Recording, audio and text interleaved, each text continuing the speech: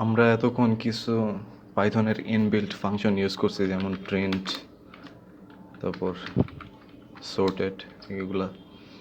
তো আমরা নিজেরাও ফাংশন বানাইতে পারি, আমাদের কাস্টম ফাংশন।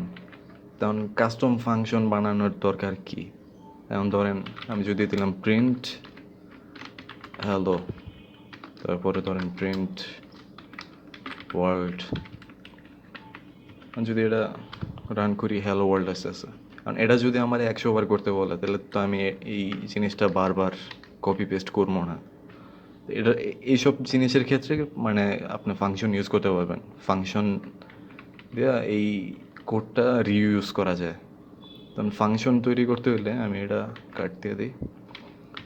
ডেফ কিওয়ার্ডটা ইউজ করতে হয়। ডেফের ফুল ফর্ম হচ্ছে ডেফিনেশন, সরি ডেফিনেশন না, ডিফাইন। তো আমি যদি ডিফাইনের মধ্যে হ্যালো ওয়ার্ল্ড দিই, এই হ্যালো ওয়ার্ল্ডটা যে এই জায়গায় দিলাম, এটা হচ্ছে ফাংশনের নাম। আর এই ব্র্যাকেটটা যে দিলাম, এটা এই জায়গায় প্যারামিটার দেওয়া হয়। তো আমাদের এই ফাংশনে প্যারামিটারের কোনো দরকার নেই, তাই নেক্সট লাইনে জায়গা আর ইনডেন্টেশনটা দিতে হবে, তাহলে বোঝা যাবে যে এটা ফাংশনের ভিতরে। এখন যদি রান দিই তাহলে কিন্তু কিছু আসবে না, কারণ আমরা এই ফাংশনে এখনও কল দিই নেই। এই ফাংশনটা কল দিতে হবে। যদি এখন হ্যালো ওয়ার্ল্ড কল দিই, তাহলে হ্যালো ওয়ার্ল্ড আসতেছে। আমি যদি আগের মতো যদি 100 বার করতে চাই, তাহলে এমনি কপি পেস্ট করতে থাকবো। আমার এই ভিতরের কোডটা আর কপি পেস্ট করা লাগলো না। এই জায়গায় আমি শুধু একটা এক্সাম্পল দিছি, এই জায়গায় 100-200 লাইনের কোডও থাকতে পারে। তো এই জায়গায় যেন রিইউজ করা যায় কোড ব্লকগুলি, এই জন্য ফাংশন ইউজ করা হয়। তো এটা তো খুবই একটা ইজি এক্সাম্পল আছিল। আমরা যদি একটু কঠিন এক্সাম্পলের দিকে যাই, ধরেন একজনের নাম, তারে আমরা ক্রিয়েট করবো তার নাম দিয়ে। আমি যদি একটা ফাংশন বানাই, ক্রিয়েট, প্রিন্ট দিলাম,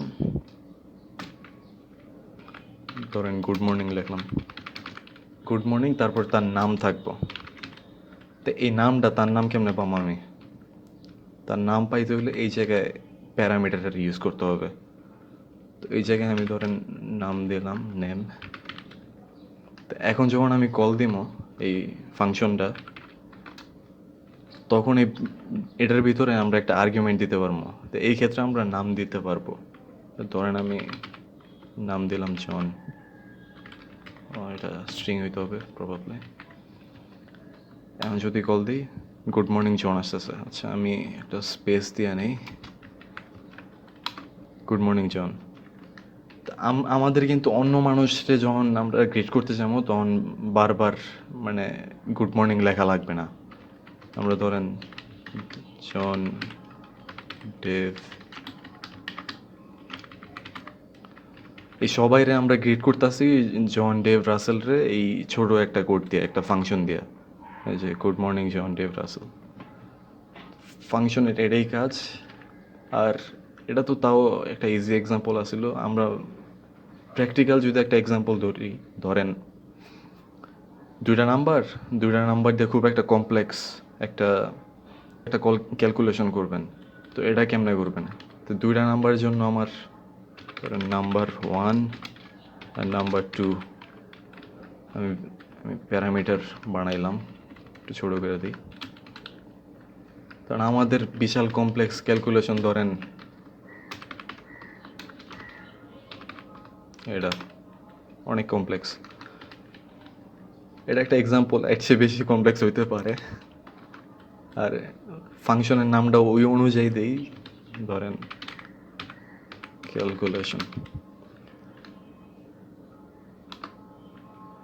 তো আমরা এখন এটা কল দিতে পারি দুইটা আর্গুমেন্ট দিয়া। এখন ধরেন আমি 2+2 করবো, 2 আর 2। এখন যদি কল দিই 4। তো এমন আমরা যে কোনো নাম্বার খালি একটা ফাংশন কল দিয়া বাইর করতে পারবো। So that's it. এটা এই ফাংশন কোড রিইউজ করার জন্য এটা ইউজ করা হয়। Thank you for watching.